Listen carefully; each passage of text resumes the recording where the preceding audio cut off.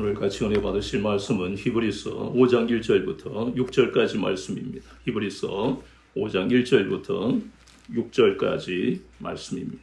히브리서 5장 1절부터 6절까지 말씀입니다. 교독하겠습니다. 대제사장마다 사람 가운데서 택한 자이므로 하나님께 속한 일에 사람을 위하여 예물과 속죄하는 제사를 드리게 하나니 그가 무식하고 미혹된 자를 능히 용납할 수 있는 것은 자기도 연약에 휩싸여 있습니다. 그러므로 백성을 위하여 속죄제를 드린 것 같이 또한 자신을 위하여도 드리는 것이 마땅하니라. 이 종이는 아무도 스스로 취하지 못하고 오직 아론과 같이 하나님의 부르심을 받은 자라야 할 것이니라. 또한 이와 같이 그리스도께서 대제사장 되심도 스스로 영광을 취하심이 아니요 오직 말씀하시니가 그에게 이르시되 너는 내 아들인 내가 오늘 너를 낳았다 하셨고 또한 이와 같이 다른 데서 말씀하시되 내가 영원히 멜기세덱의 반차를 따르는 제사장이라 하셨으니 아멘. 오늘은 히브리서 6장 5장 1절부터 6절 본문을 통해 하나님의 부르심을 받은 자 하는 제목으로 같이 은혜를 받겠습니다. 본문에 보니까 대제사장에 대한 말씀이 나옵니다.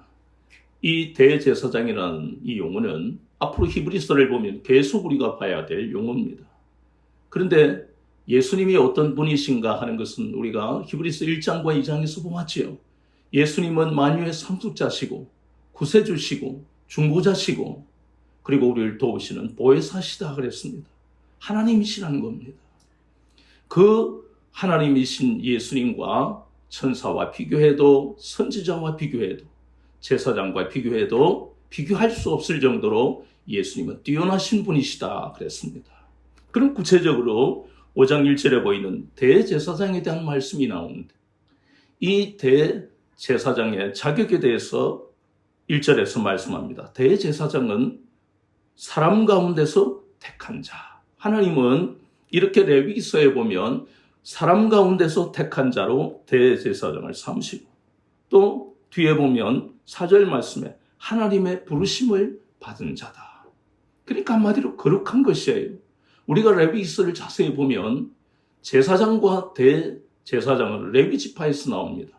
그런데 레위지파 중에도 한 가문에만 집중적으로 하나님이 제사장, 대제사장을 허락하십니다. 그것이 바로 아론 가문입니다. 아론 가문에서 제사장과 대제사장이 나오도록 축복하십니다. 그래서 이 대제사장은 특별히 하나님이 레위 지파 중에 아론 가문에서 뽑아서 존귀하게 하셨다는 겁니다. 얼마나 존귀하냐 하면 하나님 앞에 나가면 구약에서는 죽지요. 그런데 하나님은 특별히 이 아론 가문의 제사장과 대제사장은 성소에 들어갔어. 그리고 지성소에 들어가서 하나님 앞에 예물을 드리고 속죄하는 제사를 드릴 수 있는 자격을, 특권을 그들에게만 허락했다는 것입니다. 이게 바로 존귀한 것의 증거입니다. 그런데 우리는 히브리서의 기자를 통해 기술하는 방식 자체가 이 말씀이 항상 예수님과 비교하는 겁니다. 아무리 사람 중에 이렇게 특별히 택함을 받고 또 하나님이 보내셨다 할지라도 예수님과 비교할 수 없다는 것을 이 히브리서 성경을 읽는 그 당시에 AD 40년경의 사람들, 이 땅의 모든 그리스도인들에게 깨닫게 하시는 겁니다. 얼마나 예수님이 뛰어나시고 위대하신가 하는 것을 더 구체적으로 사람들과 비교하는 것입니다. 그렇다면 대제사장의 한계가 무엇일까? 우리가 예전에 배웠던 레위기서에 보면 그들의 한계는 바로 여기에 나오는 것처럼 특히 대제사장은 우리가 잘 아는 대속죄일 7월 10일이죠. 그때 하나님 앞에 나가서 백성들의 죄를 위해 속죄제물을 드리고 속죄제를 드리는 그 특권을 받은 사람인데 그냥 들어갈 수가 없습니다. 그는 물로 자신의 몸을 깨끗하게 한 영이에요. 거룩한 옷, 세마포라 부르는 세마포 속바지를 입고 속옷을 입고 세마포 띠를 두르고 세마포 관을 쓰고 거기서 끝나는 게 아닙니다. 제물의 피가 없으면 죽임을 당합니다. 거기에서 다 끝났습니다. 아닙니다. 들어가서는 속죄제를 드릴 때 백성을 위한 속죄제를 바로 드릴 수 있는 게 아니고 자신과 가족의 죄를 위해 속죄제를 드립니다. 그리고 마지막에 백성들을 위해 속죄제를 드리는 겁니다. 거기다가 이 대제사장은 특권이 있다 할지라도 오직 1년에 하루, 단 하루, 7월 10일 하루만 들어갈 수가 있는 겁니다. 거기다가 나이가 들면 은퇴해야 됩니다. 새로운 대제사장이 자꾸 나와야 돼요. 이것이 바로 레위기에서 우리가 알아야 할 감추어진 그 복음 중에 하나가 바로 이 뛰어나다고 하는 대제사장은, 인간 대제사장은 뭐가 있다고요? 한계가 있다 하는 것입니다. 그래도 얼마나 우리 편에서 보면 얼마나 대단합니까? 죄를 속죄하는 속죄제, 그 제사를 하나님 앞에 나가서 드릴 수 있는 특권이 있으니까요. 그런데 이렇게 인간 대제사장처럼 하나님이 여기에 본문에 보니까 부르시는 분이 바로 우리 주 예수 그리스도시다. 우리 주 예수 그리스도도 하나님이 부르신 거예요. 누구를 위해서요? 우리를 위해서 부르신 거예요. 그래서 우리는 대제사장을 말씀하신 그 이유가 이 제사장이 가지는 한계와 특권을 우리 주님과 비교를 하라고 지금 이 말씀을 주시는 겁니다. 우리 주님도 우리를 위한 대제사장이십니다. 그런데 인간과 비교를 하면 우리 주님은 흠도 없으시고 죄도 없으시기 때문에, 그래서 자신을 위해서 속죄제를 드려야 될 이유가 전혀 없다는 거예요. 그리고 속죄제를 드릴 때 제물의 피를 가지고 갈 이유도 전혀 없으신 거예요. 우리 주님은 단번에 자신을 제물이 되어주시는 놀라운 은혜를 통해 죄의 문제를 완전히 해결해 버리신 겁니다. 아멘.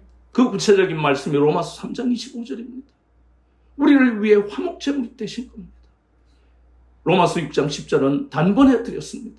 구약에는 이렇게 한계가 많고, 그렇다고 구약의 이 제사제도가 죄의 문제를 해결했습니까? 안 했습니다. 일시적인 속죄만 가지고 오는 겁니다. 그러나 우리 주님은 이 죄의 문제를 완전히 해결하시는 놀라운 은혜를 우리에게 베풀어 주셨습니다.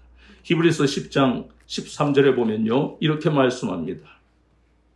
히브리서 10장 11절에 제사장마다 매일 서서 섬기며 자주 같은 제사를 드리되 이 제사는 언제나 죄를 없게 하지 못하거니와.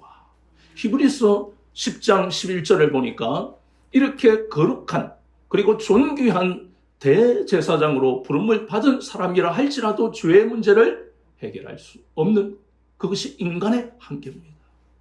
그러나 우리의 대제사장이 되시는 우리 주 예수 그리스도께서는 친히 우리를 위해 화목제물이 되사 우리의 모든 죄의 문제를 해결하셨다는 겁니다. 아멘. 이것이 우리가 하나님께 받은 은혜입니다. 자, 하나님의 부르심을 첫 번째 대제사장이 받았습니다. 그리고 우리 주님이 하나님의 부르심을 받아서 이 땅에 보내심을 받은 겁니다. 그리고 우리는 뭐냐? 우리도 하나님의 부르심을 받은 자들입니다. 그런데 우리의 과거가 어땠는가 하는 것을 성경은 우리에게 깨닫게 하십니다. 하나님은 우리의 과거가, 거기 2절에 보니까 어떤 자였더라고요? 무식하고 미혹한 자다. 좀 우리 기분이 좀 이상하죠? 우리가 왜 무식하고 미혹한, 우리 과거가 그랬다는 겁니다. 지금 이 말을 교회 안 다니는 사람들한테 하면 우리에게 덤벼들 겁니다. 내가 말이지 대학도 나오고, 아니 신학대학원 뭐 하다못해 서울에 있는 대학도 나오고, 나는 지금 돈을 벌어서 얼마나 내가 부자고 사업도 일부고 내 자식들이 얼마나 잘 되는지 몰라. 근데 나보고 무식하고 미혹한 자라고 그렇게 반응할 겁니다. 그런데 우리는 성경에서 말씀하시는 이 하나님의 말씀을 받아들입니다. 우리는 과거에 무식하고 미혹한 자들이 맞다는 겁니다. 우리는 그 근거를 성경에서 한번 찾아보자. 히브리서 5장 2절은 이렇게 말씀하고 있고, 에베소서에도 말씀하는데 에베소서 4장 17절부터 19절을 보니까 자 한번 찾아봅니다. 에베소서 4장 17절부터 19절에 보니까 그러므로 내가 이것을 말하며 주 안에서 증언하노니 이제부터 너희는 이방인 그 마음에 험한 것으로 행한 같이 행하지 말라. 그들의 청명이 어두워지고 그들 가운데 있는 무지함 그들의 마음이 굳어짐으로 말미암아 하나님의 생명에서 떠나 있도다. 그들이 감각 없는 자가 되어 자신을 방탕에 방임하여 모든 더러운 것을 욕심으로 행하되. 이게 바로 무식하고 미혹한 자를 의미하는 말입니다. 더 구체적으로는요, 이렇게 된 원인이 자신의 죄에 있는데 그렇게 만드는 것이 있다는 겁니다. 그게 고린도후서 4장 4절이에요. 이 세상의 신이 우리를 뭐 한다고요? 미혹하는 겁니다. 그 세상의 신이 누굽니까? 마귀죠. 그렇다면 결국 우리는 과거에 무식하고 미혹한 자가 맞았다는 겁니다. 좀 쉬운 말로 우리가 이 본문을 풀면 우리는 과거의 생명의 길을 잃어버렸다는 겁니다. 주님께로 가는 그 길을 우리는 알지 못했다는 겁니다. 왜요? 마귀에게 미혹당해 있었으니까. 더 우리는 깊이 알아야 됩니다. 우리의 과거는 이렇게 무식하고 미혹한 자라는 것은 우리의 의지로는 이 길을 뚫을 수가 없는 이유를 성경은 끊임없이 말씀하는데 4가지가 있습니다. 첫 번째, 우리는 과거에 죄의 권세에 사로잡혀 있었던 인생들이다. 죄의 권세. 창세기 6장 5절과 8장 21절에 뭐라고 말씀합니까? 인간은 항상 생각하는 것이 악하다. 그래서 악하다. 인간은 항상 생각하는 것이 악하다는 거예요. 그리고 우리가 잘 아는 예레미야서 17장 9절에 만물보다 더 부패한 것이 인간의 마음이다. 로마서 5장 12절에 보니까 한 사람의 범죄로 말미암아 죄가 이 세상에 들어오고 죄로 말미암아 사망이 이 세상에 들어왔다. 그래서 우리는 죄가 사망 안에서 왕노릇하는 인생을 살아왔던 겁니다.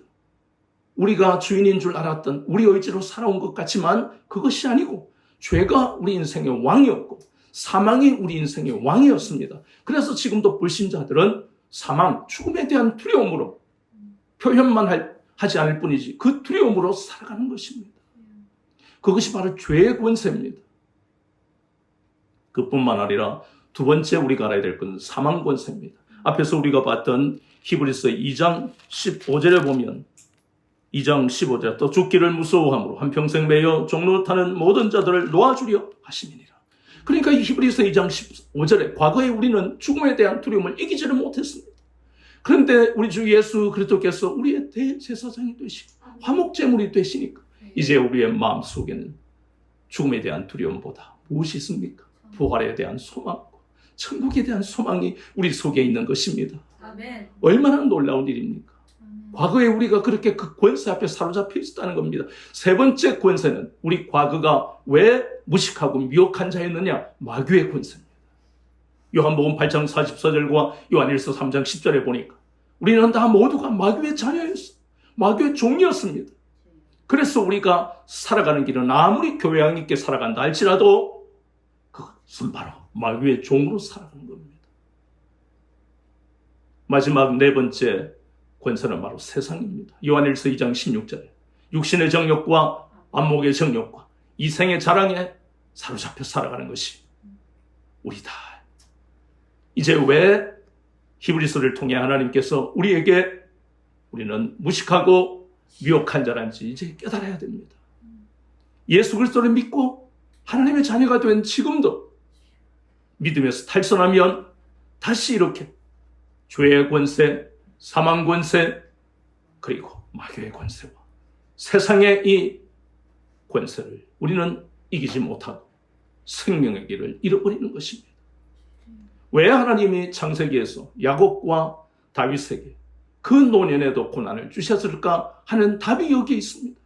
이 네 가지 권세를 인간은 이 땅에서 이길 수가 없으니까 그 위대하다고 하는 대제사장들도 하나님 앞에 지성소에 들어갔을 때 단 한 가지라도 야, 너 내가 보니까 말이지 속옷도 세마포가 아니네. 그리고 속바지도 아니네. 왜 너 세마포 띠는 안 띄었니? 이러면서 바로 죽임을 당했다는 겁니다. 오직 한 사람 대제사장만 그 거룩한 하나님의 임재가 있는 언약궤가 있는 지성소에 들어갈 수 있는 놀라운 영광을 받았는데도 불구하고 죽임을 당합니다.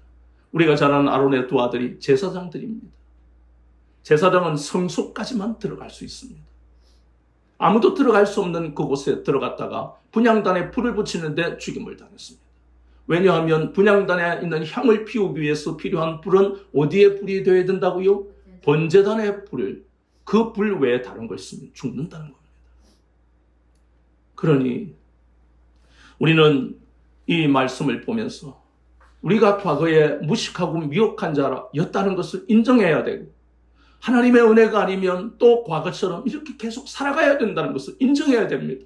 하나님 그것을 깨닫게 하시려고 야곱에게 노년에 요셉은 죽었고 베냐민은 지금 갇혀서 종이 될 운명이고, 그리고 그 노년에도 하나님 앞에 기도하며 하나님을 붙들 수밖에 없도록 만드셨고, 다윗도 그렇게 위대하다고 하는 다윗조차도 노년에 그 아들들이 반란을 일으켰어.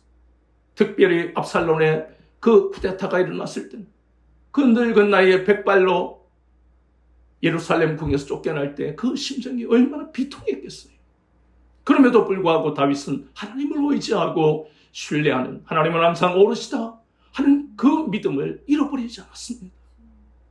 왜 그래야 되는지 구약에서는 감추어 놓았지만 오늘 히브리서를 보니까 우리가 어린 나이든 노년이든 임종 때든 우리가 이 죄의 권세, 사망 권세, 마귀의 권세, 세상 권세를 단 한 가지라도 우리에게는 이길 힘이 없다는 것입니다. 아무리 수십 년 동안 신앙생활을 잘했다 할지라도 이러한 것을 말씀을 놓아버리면 우리는 다시 미혹될 수밖에 없는 것을 마음에 새겨야 된다는 겁니다. 아멘. 그런데 우리는 의문부호가 남습니다. 왜 하나님은 예수 그리스도 안에서 우리를 부르셨을까? 왜 예수님은 우리를 위해 피 흘리셨을까? 우리 의문을 가져야 됩니다. 의심하라는 뜻이 아닙니다. 왜 하나님이 그리스도 안에서 우리를 대제사장도 아니고 우리는 예수님도 아니잖아요. 그런데 우리를 부르셨단 말이에요. 왜냐하면 우리는 미혹되고 무식한 자들 아닙니까? 한마디로 죄인 아닙니까? 육체와 마음이 원하는 대로 살던 인생들 아닙니까? 그런데 왜 하나님이 그리스도 안에서 우리를 부르셨을까? 왜 예수님은 흠도 없고 죄도 없으신 그 거룩하신 존귀하신 예수님이 왜 나를 위해, 여러분을 위해 피 흘리셨을까? 우리는 이 의문을 가져야 됩니다. 그래야 구원의 은혜가 평생 우리에서 떠나지 않는 거예요.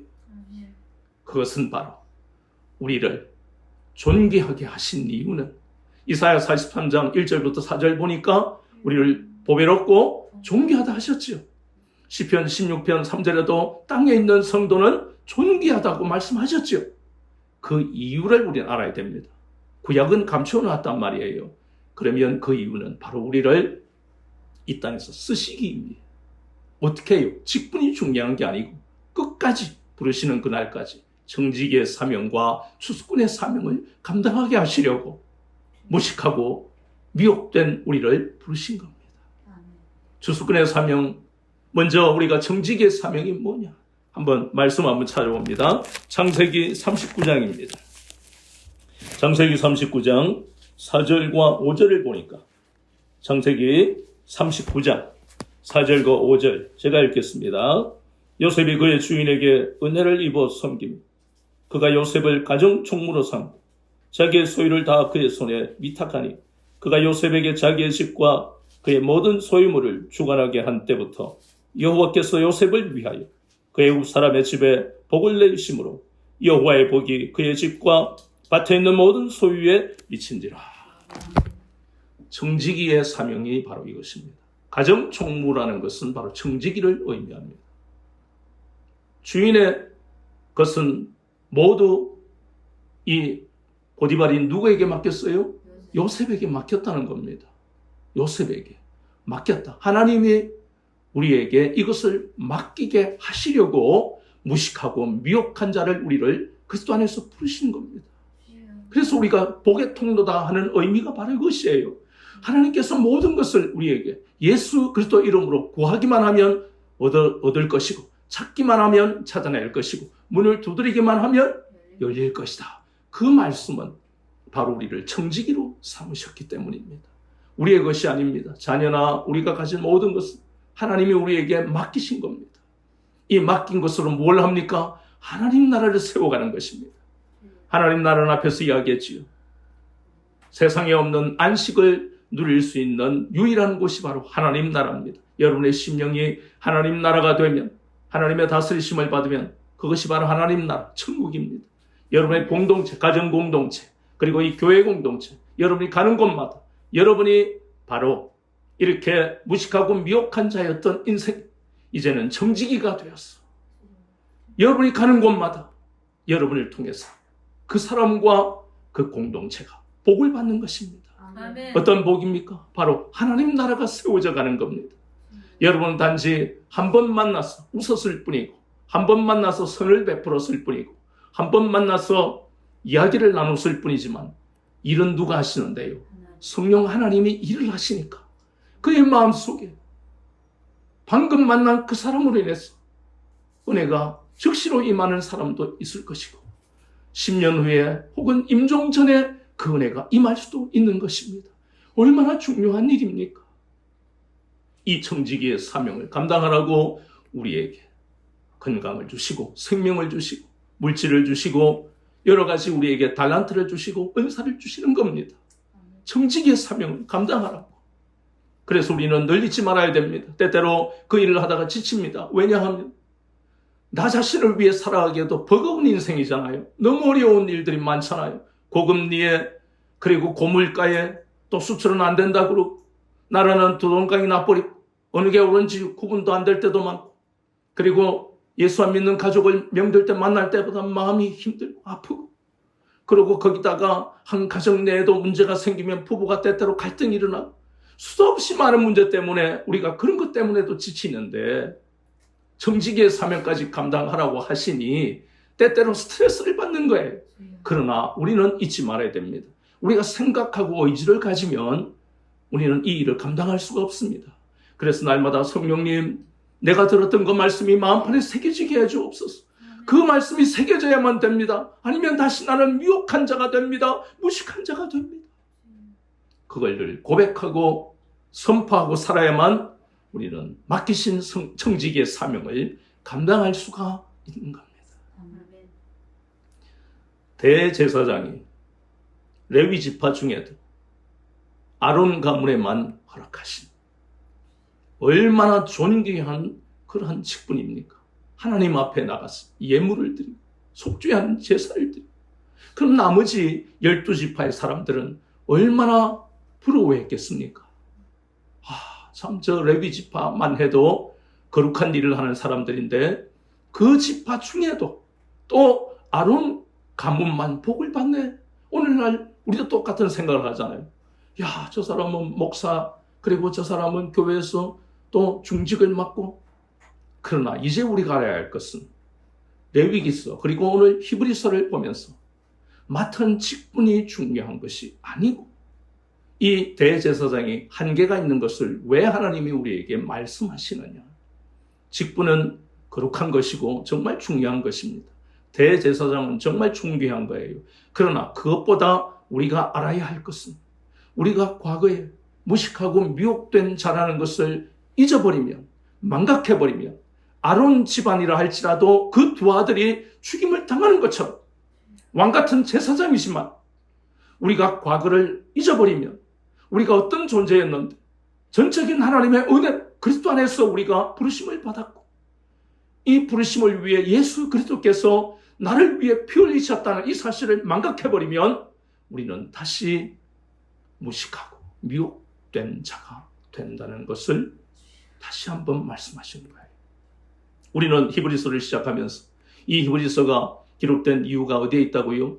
그 AD 40년경에 그렇게 뜨거운 은혜를 받았던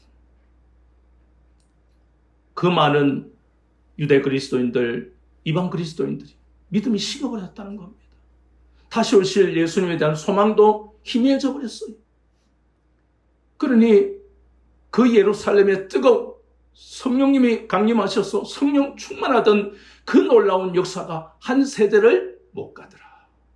그렇다면 우리는 부모의 입장에서는 한 세대를 못 가는 이 믿음을, 지속성이 없는 이 믿음을 지각하고 날마다 하나님 앞에 갈급한 마음을 가져야 되고, 이 세대 자녀들은 또 특별히 교육을 시키고, 자녀들이 이 세대는 분명히 복을 받습니다. 그러나 그렇다 할지라도 끊임없이 우리가 과거에 무식하고 미혹된 자라는 것을 자녀들에도 가르쳐야 됩니다.